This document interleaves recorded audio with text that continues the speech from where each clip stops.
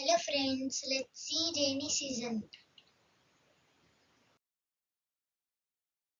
The rainy season is a beautiful season.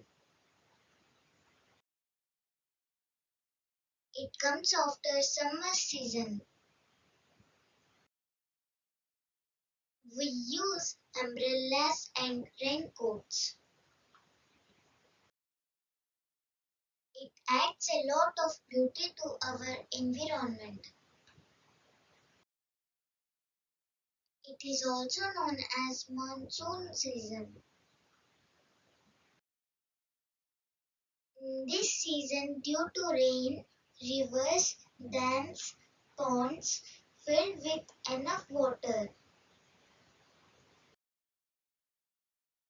It helps in the birth of new trees, new leaves and branches on tree. Flowers comes out of trees, meadows becomes green and lush.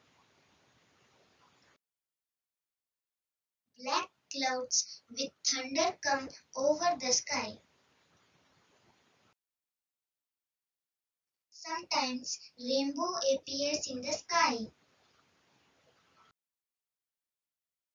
Thank you and bye-bye.